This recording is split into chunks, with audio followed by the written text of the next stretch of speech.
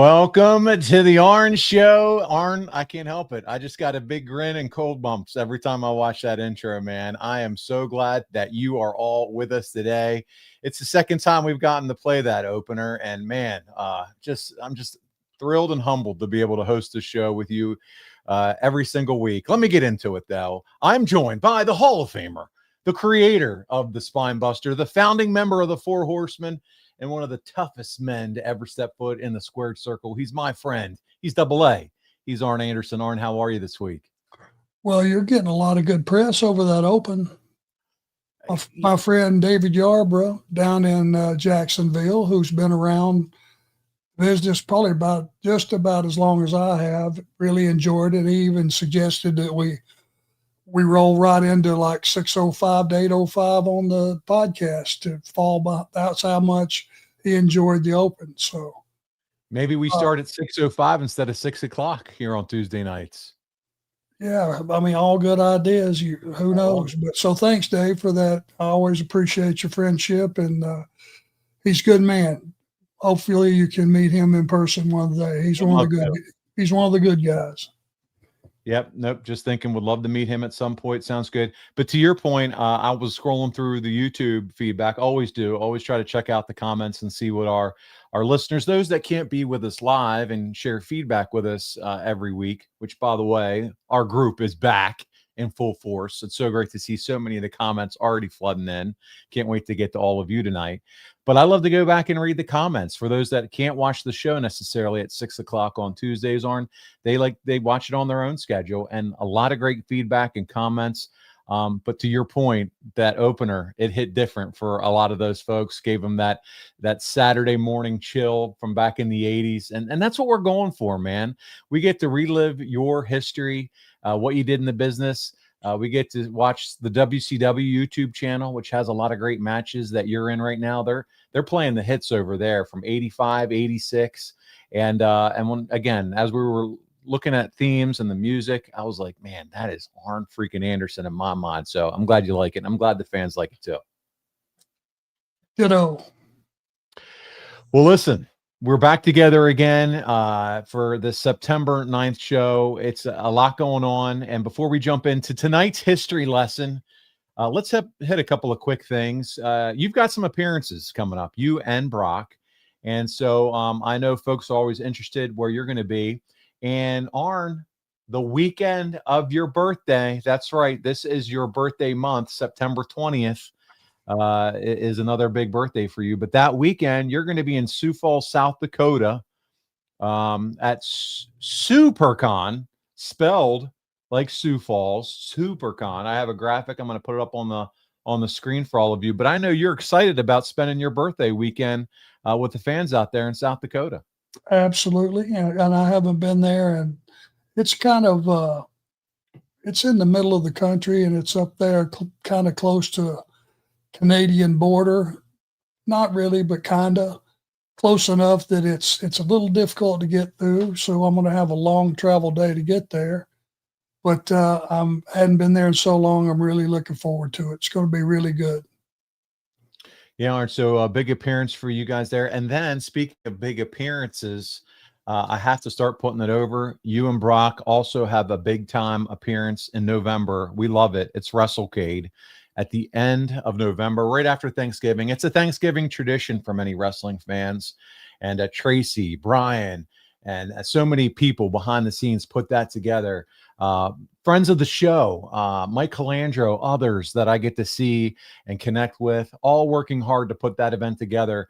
I know this is one of your favorites to do every single year. It is as good a show as you will attend with any company. They do a great job. Winston-Salem is a great host. A lot of talent there. I mean, it really is. Everything's close. It's see guys you haven't seen and young ladies and, 2 decades. So it's really good. Let me just throw one thing in so it doesn't get lost in the shuffle. The 26th of September, the 27th and the 28th, we're going to be in Franklin, Tennessee, which is a huge sports collectible. A lot of the Braves and, LT, A lot of top talent going to be there. I'm going to be there on those days, and that's Franklin, Tennessee, coming up pretty quickly.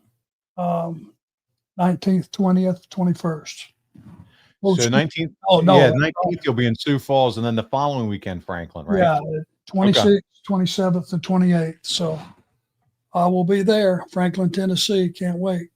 It's funny because the last time we talked, Arn, you were, hey, I am just going to be sitting my butt watching some football in September. But all of a sudden, the calendar business has picked up for you.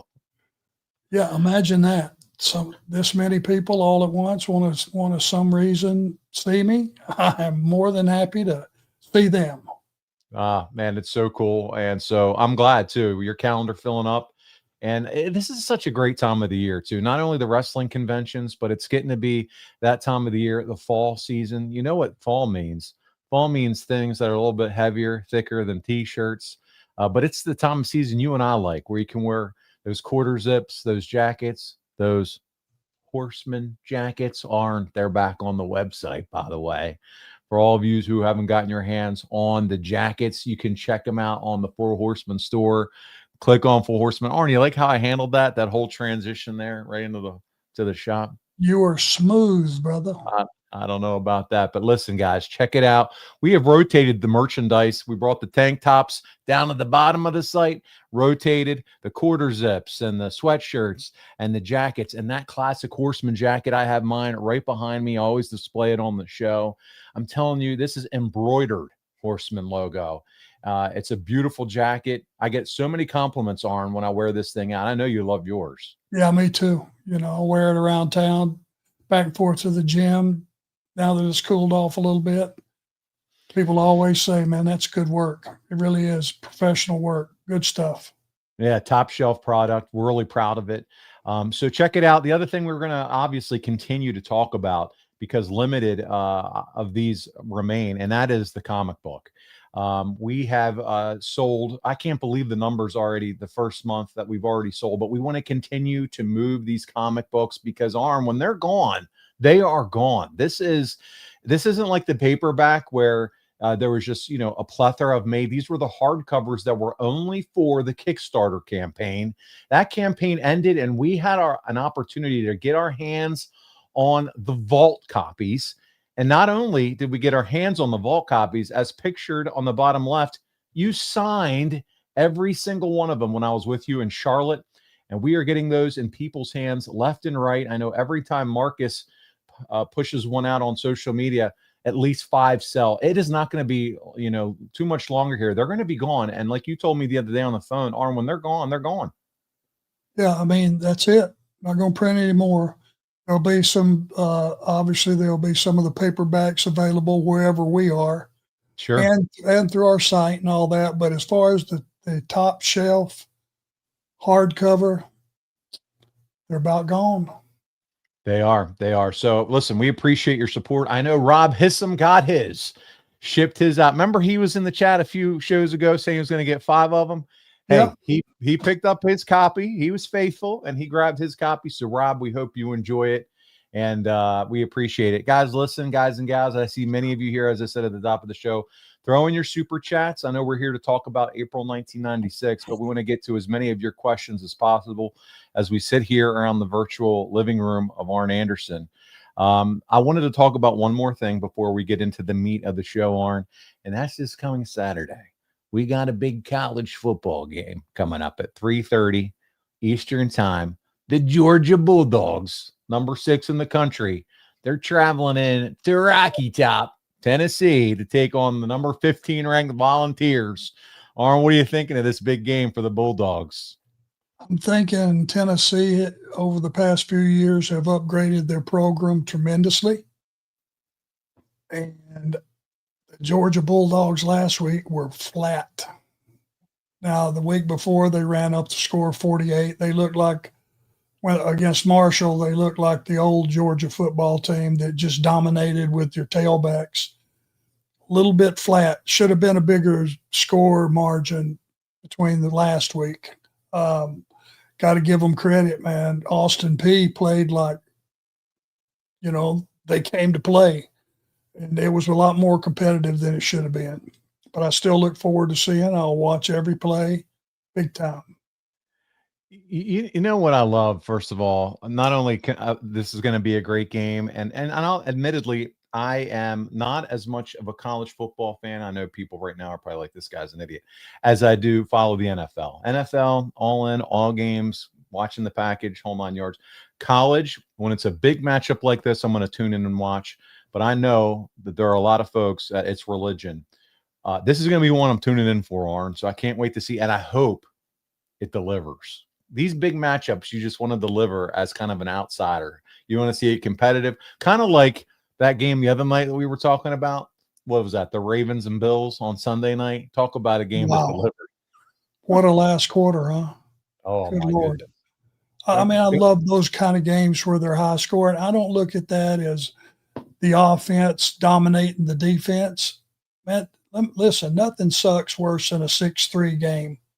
That's a baseball score. Yeah, you know no, I mean? thank you. I'm with you. Even if it's my team playing, that gets real old real quick. So, that pro game just the other night, man, God almighty. If you went to bed on that one or left the stadium like some people did, shame on you. The rib is on you, because by God, that last quarter was exciting as it could be. You one thing you learned, and if you haven't figured it out yet, don't go to bed early when Josh Allen's playing in a football game if they're losing, because It'll make you regret it. That's for sure. Now you got that. Listen, I've just made we have different tabs here while we're recording, and I was in the tab where I was sharing some media and some pictures and that in the shop. I came over to the comments section, and we have got a group of people over here, the family. We're going to call them the family. That's over family. here. We are so many comments deep here. A lot of happy birthday to you. Yambag Jones is here. He said, you don't look a day over 55, my friend. Paulie, same goes for you. Yambag, here you go. Already stirring it up. Mediocre Warriors here. Ryan, Daisy Mama, CG, all the folks are here. Rob Hissam. Listen, great to see all of you. There's just so much through this thread.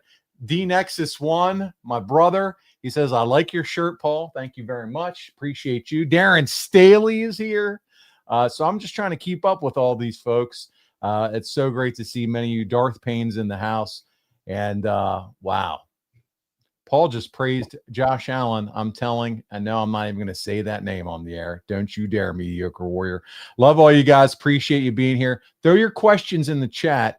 I just had to scroll through so quick to see so many of you and your comments.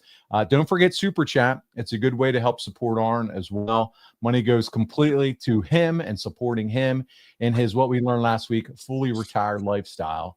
And as the M-Bag says, though, Arn, one thing you'll learn, you can always go to bed early when the Cleveland Browns are playing. And he's a Cleveland Brown fan. He's a Cleveland Brown fan. Who? Yambag is a Cleveland Brown fan. Well, it kind of fits, doesn't it? Yambag in Cleveland. Pop me. CG says, Paul, we got to get Arn a shirt with Smokey. Don't forget about that. How's Smokey doing this week? He was a star last show. He was kind of hanging out down here a while ago, and I think Mama took him upstairs. Was he? Okay. Yeah, we don't want to give him too much. One run-in's probably enough. Leave him wanting more. You know, it was funny. And after that show, Erin actually sent me a text and said she just saw right after our show that it was actually National Dog Day. So it was the perfect time to debut Smokey on the show. Yeah, and I would have put it over a lot stronger being a dog person. How did I miss that? I don't know. I didn't know either. It was just a coincidence that he did the run-in on that day. It wasn't planned. Daisy Mama says, we want Smokey or we riot. LOL. So listen, Smokey's over. Smokey is upstairs and probably in a coma about right now. I went back and I got to admit, I watched that part like 2 or 3 times, Arm, where you were talking about that dog just struts ass, doesn't give anybody else any other dog the time of day. You were just, it was awesome. He don't put anybody over. He's the biggest snob. Oh, so good. So much fun. And you know what? That's what sometimes makes these shows the best. Is just the stuff that you don't plan and prepare for. And so it was a lot of fun. We got our first super chat, so we're going to go to it, and then we're going to jump into April. I promise all of you we will do that. And it's Darren Staley. If Arn could be any breed of dog, which dog breed would he be? Well, if you kind of think about it, I was just an average size guy for the wrestling business. I was not one of the big monsters that, just was a lot bigger and more overshadowing of the other talent. I was just like your average guy. So I guess that would put me down in that medium sized dog. The first dog that Aaron and I had was Sammy. He was a Cocker Spaniel, and he was beautiful. Looked like a show dog. So I guess I would have to be a Cocker Spaniel show dog, middle of the road size-wise.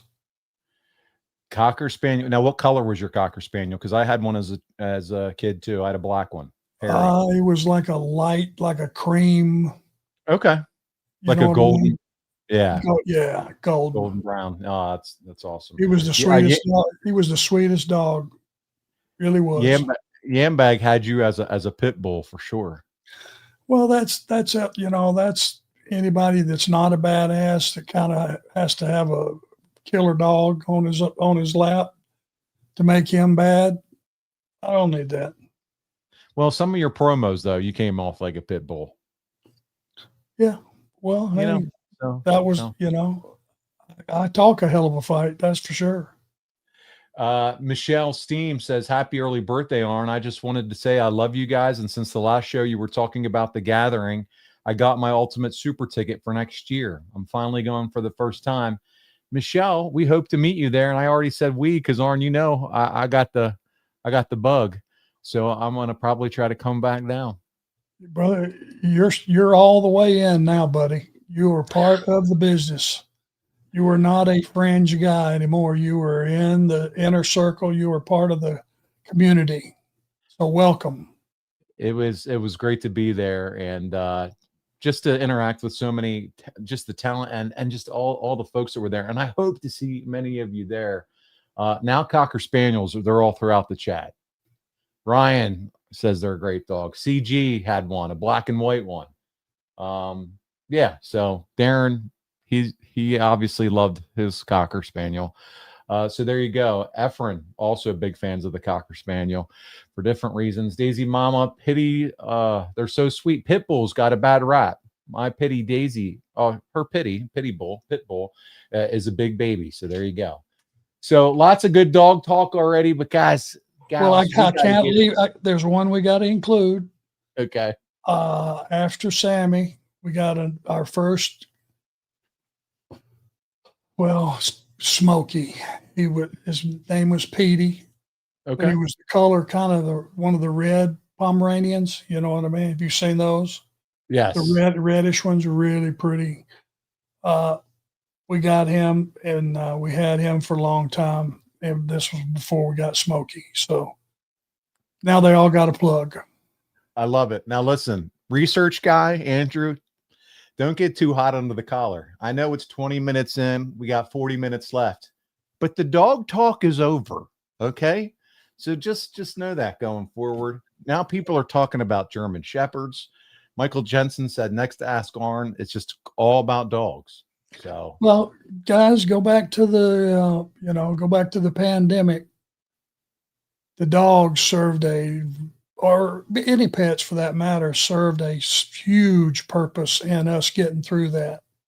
Wasn't allowed to go out, wasn't allowed to do anything. Nobody could come in. They're part of the family. And I've always been a dog person. So sorry, folks, I didn't mean to get dog heavy, but they're just like one of my kids. Maybe we'll do a watch along. All dogs go to heaven. We could watch Lassie. We can listen. If dogs are what all of you want, we'll figure it out. All right. Please. Yeah, dogs are over. We like dogs, we like food, and we like football on the show. So any of those topics will take us. Makes us well-rounded, doesn't it? Definitely well-rounded. It's just not wrestling. Wrestling beat it over the head. I know.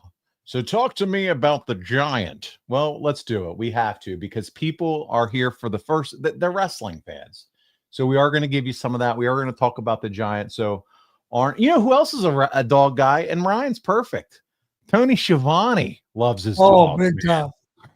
He's got you guys are keeping me going with this in the chat, by the way. So I'm blaming every single one of you. This is all of your fault. Go ahead. Tony's got a few. It's always had like 2 or 3. How he managed that, I don't know. Lois must have gave him the high hardwood or something. But one's about all we can handle at a time. He's got a kennel at his house. I mean, he'll show Instagram videos. There's 5 dogs going to town over a treat. And I just that's a bit much for me, but whatever people like, that's cool.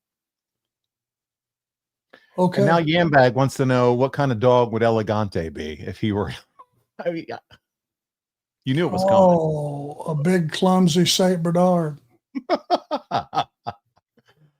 Oh, man. And I'm sure they're not clumsy, but they're just huge and just, yeah. Yeah.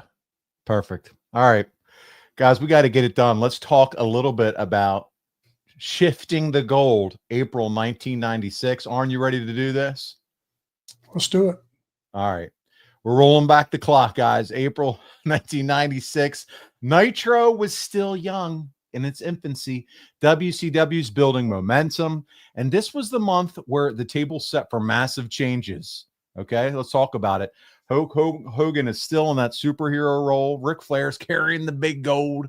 And the Giant, who we just talked about, was on the cusp of breaking through. And he actually does this month. He wins the world title, which we'll get to. So here we're going to start talking about a little bit. I thought, Arn, we would kick it off. And I want all of you, if I can get you out of talking about Dobermans and Smokey, to talk about the Nitro legacy. Because, Arn, I don't know if you realize this or not. Nitro just celebrated its 30-year anniversary. 30 years ago in September was the 30th anniversary that Monday Nitro debuted. The one in Mall of America? Yep, that night, Mall of America. 30 years. Can you believe that already? 30 years ago. No, not really. You were there at the start, buddy. I mean, you were there. Oh, I was on the very first one, and I remember being in awe of the Mall of America, just looking around, because people basically could just stand where they wanted to, and watch that show. It had that wide open, being at an NFL game feel to it. You know what I mean? Yeah. And listen, Fall Brawl 95, which was soon after that, Flair, that was you and Flair. And that was 2 weeks into the Nitro run that match everybody talks about. 30 years ago, man. Did Nitro force Vince, in your mind, as we think about it, as we reflect back 30 years ago, do you think it forced him to compete and make a better product, or do you think it made life a little harder for the boys? No, I don't think when it initially took off, he thought that we had a chance. That's his confidence level in his product, and rightly so.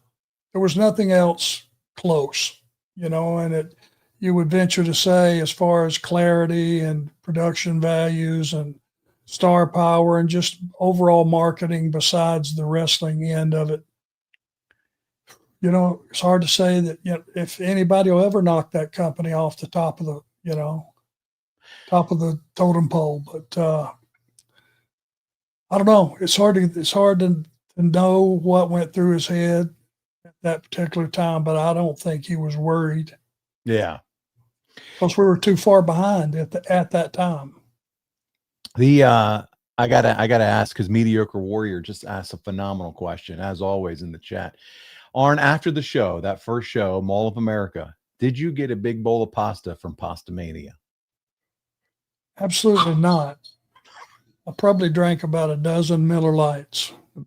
No pasta for you. No pasta. No time for the pasta.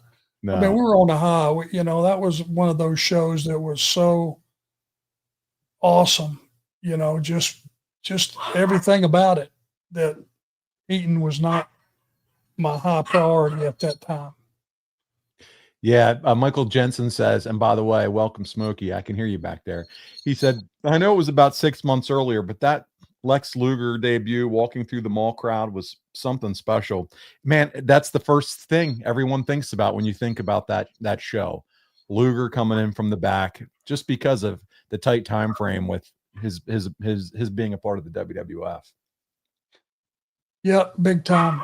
Yep, big And time. because he had just been on their show earlier in the week, right? Yeah, just been on. That's shock value. I mean, Yeah. because how did that happen? You talk about a tone center for what this show's going to be about and transform to. That's the tone setter. Yeah. Yeah. We got a super because you chat. just don't expect it, you know? Yeah. Super chat coming in from Darren Staley. He's got the wallet out tonight, so we're going to keep coming to you, Darren. In 96, I hadn't watched wrestling since 87 or 88. 96 to 98 got me back into it.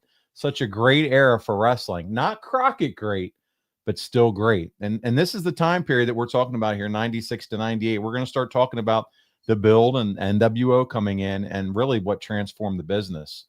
So Darren's right. I mean, this is when WCW, this time frame, really captures the attention for even people that aren't paying attention to wrestling and pulls them in.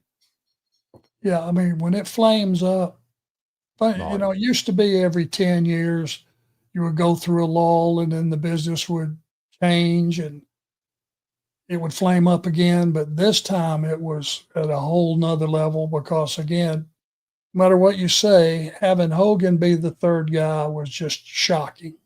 Yeah. Again, that's one of those that nobody saw coming. If they claim they did, they're full of shit. There you go. Let's talk a little bit as we transition out of the 30-year anniversary of Nitro. Let's get back into April 1996. And before we do, we'll talk about how we wrapped up March. And we talked about Uncensored. Coming out of that, the Giant earns a title shot against Ric Flair. And on March 25th in Huntsville, Flair defends the world title, and the match will break apart, Arn. He choke slams Flair. Liz and Woman try to help. You run in with a chair. Sullivan gets choke slam. You laugh at him getting choke slam, but then the Giant plants a choke slam on you, and he walks out, leaving everybody laying. I got to ask, do you think that fans are buying Ric Flair? And listen, it's Ric Flair, so you know we were all in on Flair, but him one-on-one with the Giant just looked incredible. He was in the best shape of his life at this point. He could destroy everybody. He was destroying everybody. I don't think anybody thought if it was a one-on-one and it stayed one-on-one that anybody had a chance. I mean, just looking at the guy, you know, including Rick, but they also knew Rick had accomplices, and in the back of everybody's mind, they thought, well, once he gets in real deep trouble, deep water, here comes the cronies and his buddies, and that's always in the back of their mind. That's how he was able to stay champion all that time, because he had a safety net. A posse. Always had a group or something, or a leg on the rope, a horseman, leg to the crotch, leg on the rope, a horseman member, Liz. I mean, it always had something going on, for sure. That's how he kept his feet.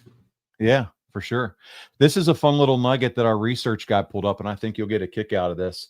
Saturday night, WCW Saturday night, March 30th, that was taped in Rome, Georgia. You wrestled Steve Armstrong in the opener. Card is completely stacked. We got Flair, Sting, Harlem Heat, Eddie Guerrero, the Giant, everybody. What was it like? And I don't know if you remember this. We're talking 30 years ago. Do you remember being back in your hometown or ever wrestling in Rome? Oh yeah. I was kind of looking around with see if I could spot any cops with paperwork in their hand, in case there was some pending discretion that I had. One of those years that I live, I ran pretty wild around Rome. Yeah. I think it would be so cool. Too small a town to show my ass, and I will never be able to apologize enough to the inhabitants of that city. I pretty much ran amok with my cronies before I got in the business, so it was just stepping into the Horsemen deal was just like a next step. It's got to be special, though, to be able to wrestle in your hometown. We're not talking Atlanta. We're not talking a big city. This is Rome, Georgia, and you get to go back and wrestle there where everybody in the crowd knows at this point, that's your hometown. So it's just got to be a cool feeling to be able to have that opportunity, I would think. You know, if I could go back and feel what I was feeling that time, I remember walking around the ring before the bell actually rang to see if I could spot anybody that I knew, that was in the crowd. And if it was them, they weren't causing a big enough ruckus that I would have grabbed my attention. And to be honest with you, we got done before the show was over, so there wasn't anybody like hanging around out back. That we got on up the road back to Atlanta because we had something the next day too. So we got on out of there, and there would have been that chance of, anybody, just like I used to do when I was a wrestling fan, hang out by the back door and meet the wrestlers. We know how you feel, and then we'll move on to Nitro April 1st. I know how you feel about Brad Armstrong. You've talked about him a lot here on the show, and your respect and love and admiration for him as a friend and also as a worker. What about Steve Armstrong? Ever get to I was friends with all of them. Stevie was great. Okay. Brian was just a kid when I was down there.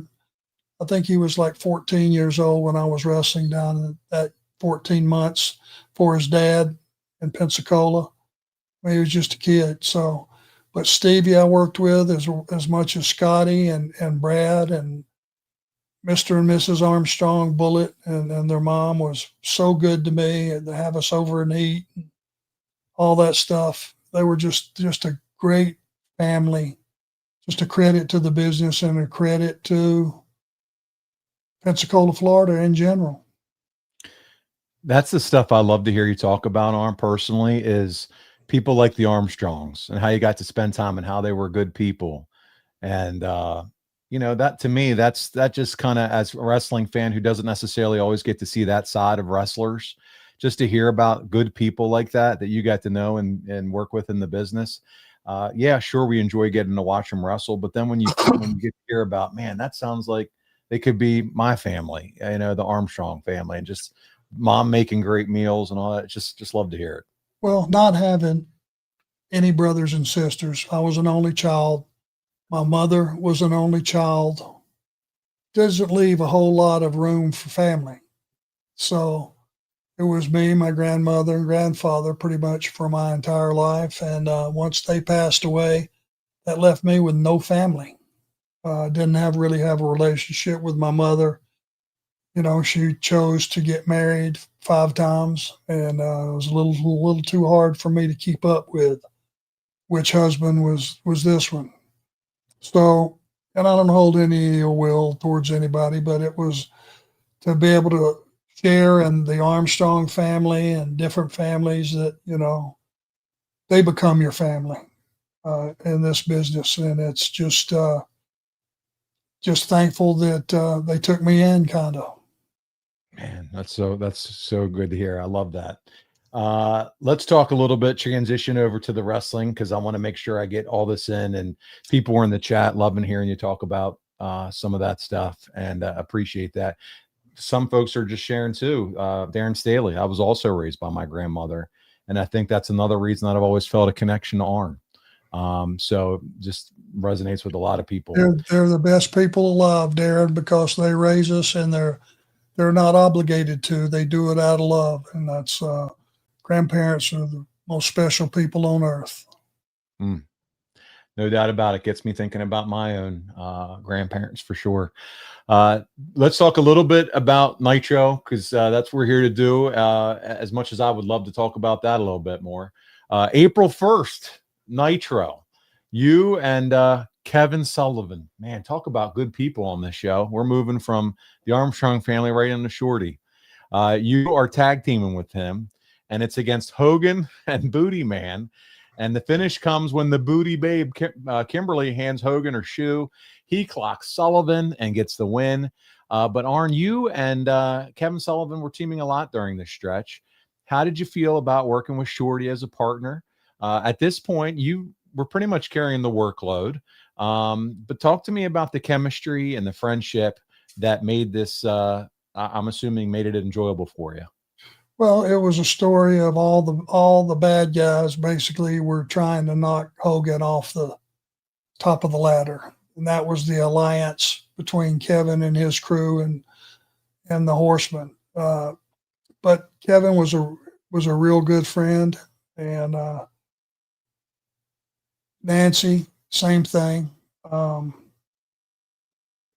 to know them quite a bit when we would go down to Florida to Daytona, and they lived in Daytona. We spent a lot of time together over the hotel pool. And Kevin was just a very, very smart, bright guy as far as the business went. And I learned a lot from him, just watching the way he booked and came up with ideas and strung out angles and all the things that are the inner workings.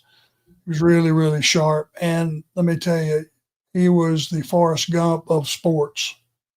Ask him anything you want, and he had an answer, just like baseball, especially. Anything. Yeah. Anything. He could tell you what Jesse Owens' time was and particular event. And immediately, if you asked him that question, he would have it for you. So even up until before his passing, he still had that encyclopedia style brain on all those topics. Brilliant guy. Incredible man. No doubt about it. Mediocre Warrior, I got to share this. He says, the only downside to being raised by my grandparents was every Saturday night I was forced to watch Lawrence Welk. Oh, I love it. How many people remember the Lawrence Welk show? I remember Grandma and Papa Bromwell having that on the old black and white for sure. How about the Bubbles? Lawrence Welk, who remembers the Bubbles? Were they like his singers, or I don't remember them, but were they like Bubbles? Okay. Like, oh yeah. Yeah, it was part of the production value. Got it. Listen, Darren Staley said he used to watch Lawrence Welk with his meemaw. So there you go. Oh, this is so good. It's stirring up a lot of stuff here with days with our grandparents for sure. We can't put them over enough. You're right. We spent the whole hour talking about them. For those that have experienced good things with their grandparents, I don't think it would get bored with it. Not at all. Listen, they were when I think about I know I have one grandparent left, my grandmother, and she's in her 93, 94 years old, and she's outlived my parents, quite frankly. So you talk about precious memories and good people, and sometimes I wish, Arn, too, that I would have gotten them ask more questions about them and their upbringing and influences and things like that. I got to know my grandparents as my grandparents and how they loved me and spend time with me. But I wish I would have been more intuitive. And again, I'm a young kid, so of course I don't. But now as I'm older, I wish I would have asked more. Hey, what was it like when this occurred? Or who was someone that was one of your role models or you looked up to, or just took it a layer deeper than maybe that I got to know them on a little bit of a different level. But that's just me and some of the reflection that I've had, because they were such special people. Well, life is full of mistakes and missed chances. And, as we get older, we wish we had said this or done this, or just simple things. Wished I would have, instead of taking a nap, got up and went and did something with a member of the family, whatever it is. Yeah, that's a good point. It's just, it's just life. That's the way it is. There's such an age gap between grandparents when they're raising you. It's just like nothing really in common other than the love you have for them for raising you and the love they have for raising you. So, yeah. And no, this is all good. So many people in the chat are loving this conversation, by the way. So thank you for sharing some of your thoughts too. I do have to ask, as we wrap up the April 1st Nitro, this is talk about trying to be a segue master with this. The Booty Man, were you guys fans of the Booty Man character We all know it was Brutus Beefcake, Ed Leslie, that played this character. Love him, hate him, somewhere in between. I'm just curious, as we start talking more about April 1996, how are you, or where were you at with the Booty Man and the Booty Babe for that fact matter? Where are you guys on those characters? I'm just curious, your thoughts there. Well, Arn, go ahead, Arn. the Booty Babe belonged with Paige. Yeah. I mean, everybody knew they were married, so cat's out of the bag on that deal. And it just, I mean, it was what it was. I had no problem with him, you know, having a free ride, being with Hogan. There's a lot of people said that I'm sure that I had an advantage being friends with Rick. So, you know, it is what it is. Listen, and for her, it was more of this, let's get the transition. Eventually, she would become part of the Nitro Girls, and that would become its own deal, you know? Right. So, and they were a big part of the show in a very positive way. Yep, for sure. All right, so we move on from that show. There's no Nitro on April 8th. It's preempted by TNT, not happening, but they do have Nitro on the 15th. Charleston, West Virginia. Great city. What's that? Great city. Yeah, I know I have some fans in Charleston. Great wrestling fans, Charleston. And it's you and Sullivan again, but this time it's a handicap match against Hogan. Hogan would win, of course, but this is the big piece to this. This is Hogan's last WCW match, Arn, until he shows up July at Bash at the Beach when he turns heel. This is it right here, April 15th. We're talking history right here now on this show. This point, Hogan had been the same character since 1983. Red and yellow, monster killer, leg drop, pose. In your opinion, was this the time to reinvent himself? Obviously, we know it all worked out and was great. But do you recall at this time going, man, hey, I sense the crowds maybe could be growing a little tired of it. Maybe it needs a refresh. What are your thoughts around this time? I would never claim to be so smart that I smelled something coming. I thought that Hogan would retire in the red and yellow, just like he had been his entire career, because that's what people at his level do. I mean, it would be like, okay, do you think Bruno was going to switch heel? You know, he never did. There's a lot of people that never did. Sting never did. You know, it's just one of those things that you just didn't see coming. And when he made that move, it was like you saw that audience, the air just went out of the building, and then they started to throw stuff. And when they really realized that, yeah, this is not going to change. This is the way it is. I never saw this coming. By the way, let me ask you something, not to interrupt you. Did he beat us both? He did. Yeah. Of course he did. Yeah. Yeah. Hogan wins, and listen, and then he takes a break, a hiatus. And the next time we do see him, he comes back, and we're going to get there. We're going to cover it here in the next couple months. The Bash at the Beach. It's going to be a lot of fun. Can't wait to talk about it. And we'll have lots of questions then. But what about the chat? What did you personally get? Were you tired of Hogan as a babyface? I want to hear your thoughts. Were you ready to see something different? I saw someone just say seeing Hogan as a heel was bad, I think, for wrestling. I don't know about that. I think he needed to do something, but Mediocre Warrior says Sting tried and it failed miserably. Cena tried this year. It was terrible. So I want to hear what you think. I think for Hogan, though, it revitalized his career. They got away with it because it was well planned and it was well executed. And if it would have just been him on his own, who knows? I don't think so, but who knows? Yeah, this time he was a gang leader. Yeah. Yeah. Having Hall and Nash and the baseball bats, you know, they were able to pull it off because he had that strong supporting cast. But if he would have just switched himself individually, don't Darren think so. Staley said, listen, Hogan was done at this time, almost forgotten. This was the perfect call. Everything lined up perfectly. Mediocre Warrior. Hogan at this point could have been the attraction babyface, but he ended up being overexposed at this point as a babyface. I mean, there's a lot of credence in that for sure. So, and listen, he had already ran through pretty much every heel. There's nobody left to beat. Right. And Ryan, we said the same thing at the same time. Ryan says, I do wonder how close Hogan was. He actually said, I wonder how close he was at backing out of being a heel. I thought you said, I wonder how close he was at running out of heels, but he wonders how close Hogan was backing out at the whole idea of being a heel. Believe it or not, I think it was his idea. There was a lot of talk, I think. I think there between Bischoff and Sullivan, it's been well documented on other podcasts and stories. There was a lot of conversation. Andrew said, yeah. Yeah, I saw something on one of the shows where they were talking to Hogan, or it was Bischoff was talking about that day that they put this together, and he said they hadn't decided. I think they were kicking it around about Sting being the third guy.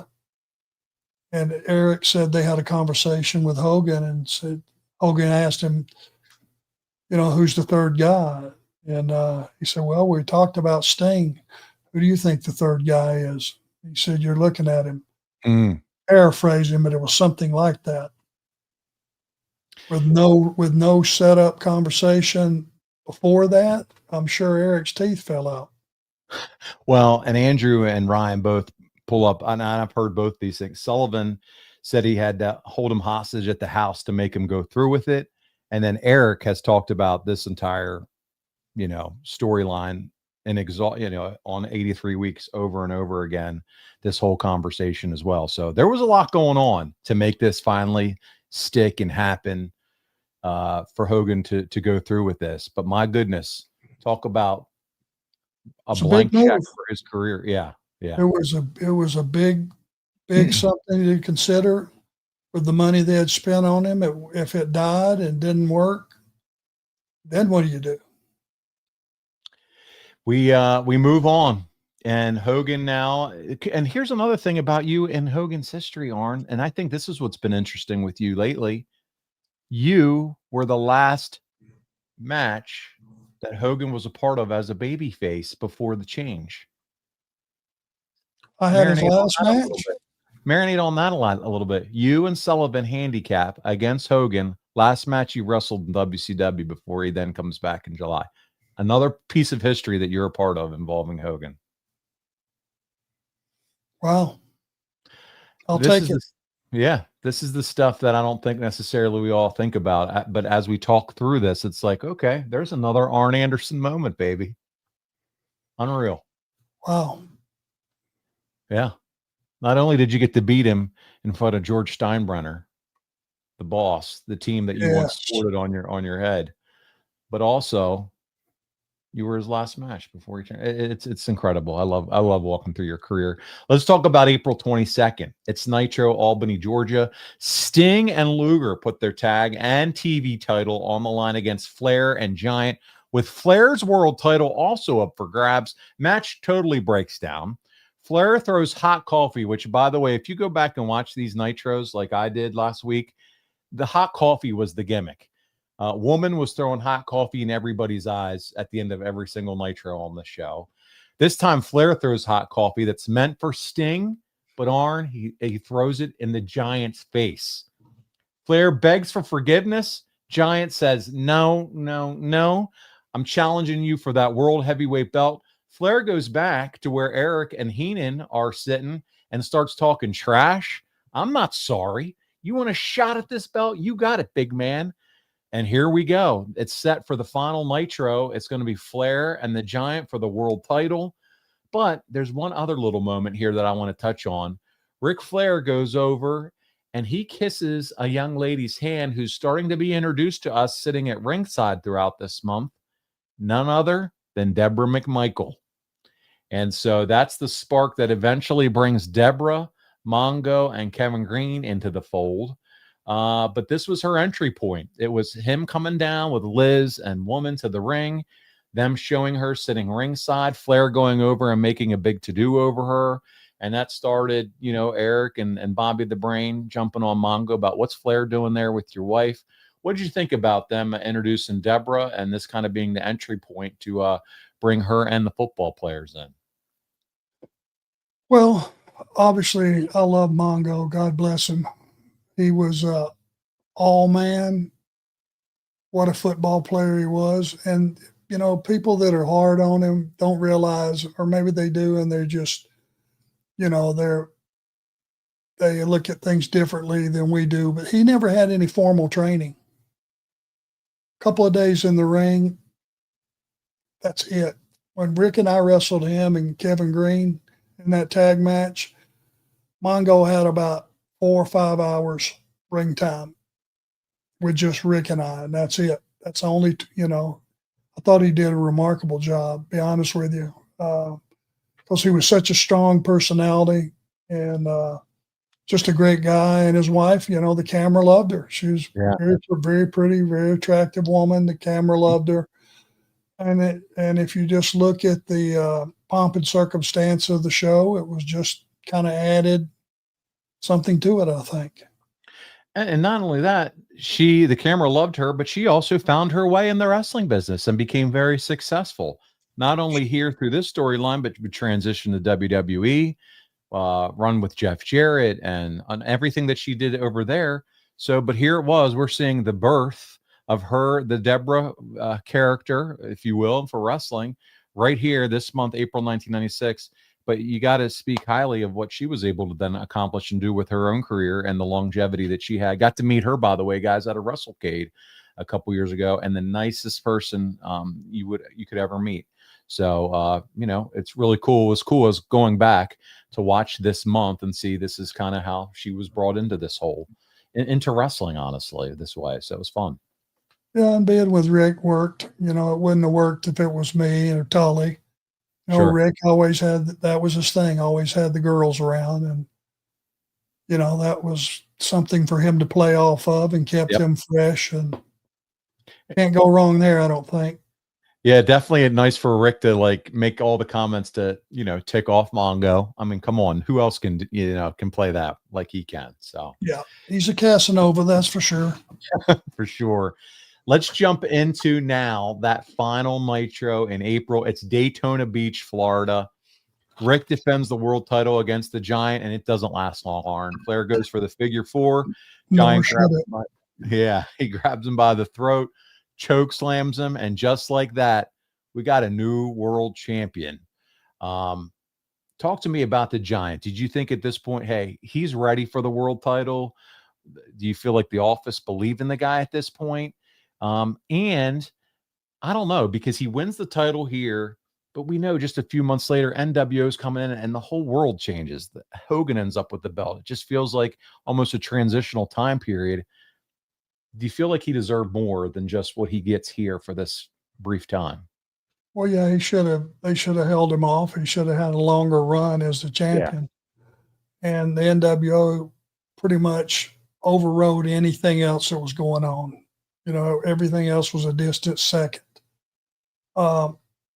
He was something special. He is something special for, there was one Giant in my estimation, which is Andre. Paul was just over 7 feet tall, 400 pounds, perfectly symmetrical, incredible athlete. Basketball was his thing. Not sure if everybody's up to speed on that, but he played college, basketball. That takes a special kind of athlete. Wichita State, I think, is where he played. But he was just, again, he was a natural for our business. You could lead him, you could teach him, and he was right there. Just, he was a great athlete, loved wrestling. He'll tell you the story about coming to the matches as a 14-year-old down in Columbia, South Carolina, where he's from. He would come to the matches when we would be in town and be off at a distance. And at 14, he said he was like 6'3", so he was taller than I was at that time. But it was interesting to know that he was a fan and he would watch and he could tell you stuff. And, it was just cool because when he grew up, he damn sure grew up. Would have loved to, and again, this is my opinion. I'm interested to hear all of your opinion. I know they ended up sucking him into the NWO, right? As they did with many stars back then, as the NWO decided to grow. I felt like, man, he would have been one you could have kept on the side of the good guys and really built that good guy stable around. Well, you absolutely could have, if you were going to bring him into the fold as just like an enforcer or, something like that, that's a small use of a big talent. He should have been the guy featured. I don't know that you would, like you said, Paul, that you ever had to bring him into the NWO. He would have been the one thing that WCW could have counted on at some point to make things right, and just keep pushing him. Yeah, I'm with you. I think he could have been the foundational piece to the WCW component, challenging the NWO. Been a lot of antagonizing and done matches with Nash and Razor and Hogan, and really you could have really drawn that out because he was that good. He was that athletic. Maybe have a mouthpiece with him. I don't know, but just something a little bit different. Well, but pretty quickly it got so lopsided when you started adding guys to the NWO. There were players, obviously, and it got lopsided the other way, and suddenly WCW were the underdogs big time. Yeah, it was obvious. It was less 50-50, and it just became so lopsided, to your point. You were just praying for us to get a breath of anything. Yeah, the WCW guys. Well, listen, we are wrapping up April 1996. Hogan wrestles his last match as a babyface. Flair drops the title. The Giant is crowned the champion. WCW feels a little unstable, but just weeks later, Scott Hall is going to be walking in the Nitro. Arn, did it feel to you in April that something had to give, that WCW was ready and ripe for a shakeup here? Yeah, it kind of felt like we needed to switch gears a little bit. I wasn't sure what that was, but it just felt like you needed to switch gears. Well, switching gears is what's about to happen. Listen, a few more minutes here. Get in your super chat if you have a question. In the meantime, I have a few things that I want to drop on you real quick. Darth Payne, I'm glad you brought this up to me. The dance-off. It was brought up on last show. I sent it to you. You and Stan Lane 37 years ago. Tomorrow is the 37-year anniversary that you did the Stan Lane dance. What did you think when I sent you that video clip that Darth Payne gave me? Thank God it was a long ways away camera shot. I looked like an ant. So Marcus put it on social, by the way. I couldn't embarrass myself that bad. You could barely see me if it's the footage I'm thinking about.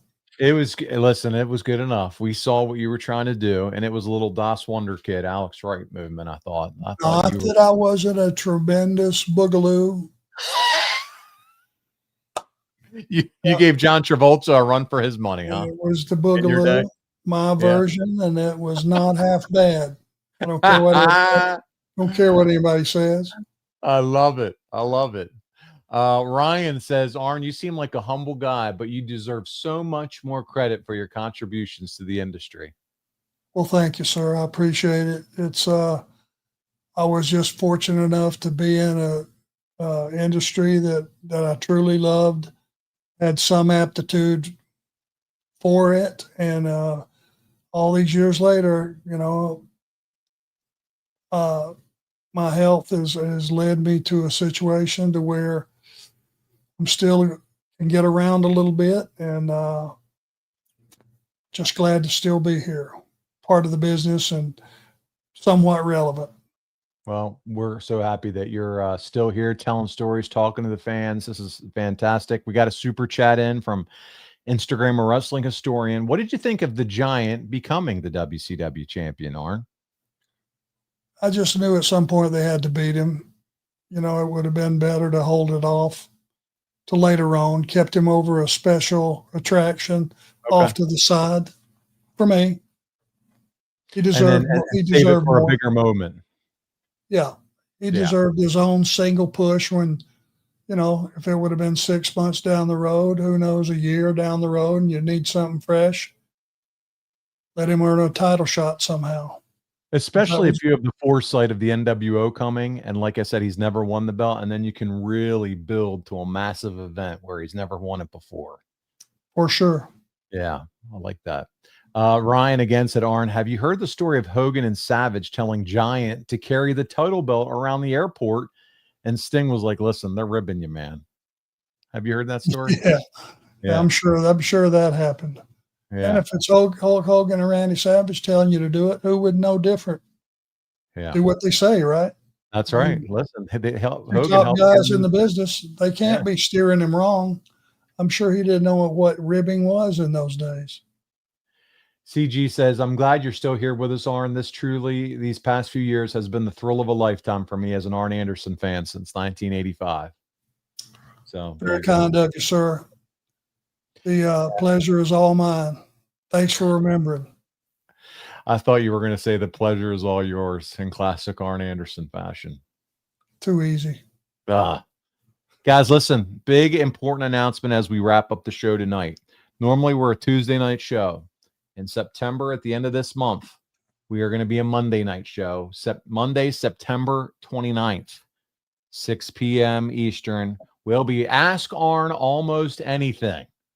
All right. Monday. We have to do it on Monday versus Tuesday. Have a prior commitment that 30th. So will we get a Smokey run in, Rob Hissam? We will see. We can't make any promises. It depends on Smokey's mood, quite frankly. We'll see if he's ready to make an appearance. Smokey can be a little uppity, a little diva, from what Arn says. Yes. So your guess as good as mine. Monday night Arn. That's right. 6:05 is what the Mediocre Warrior is asking for. Just be here around 6. Okay, I'll tell you that right now. We'll be playing that Arn theme music. Scotty Reed says, thank you for using my question last week. Would it be too much to get a shout out from my brothers at Tennessee, All Pro Wrestling in Morrison, Tennessee? No, Scotty Reed, we will give them a shout out right now to your brothers at Tennessee All Pro Wrestling. Hello, guys. Is Tim Warner part of this at all? I know that's his home. He still lives there. Morrison, Tennessee.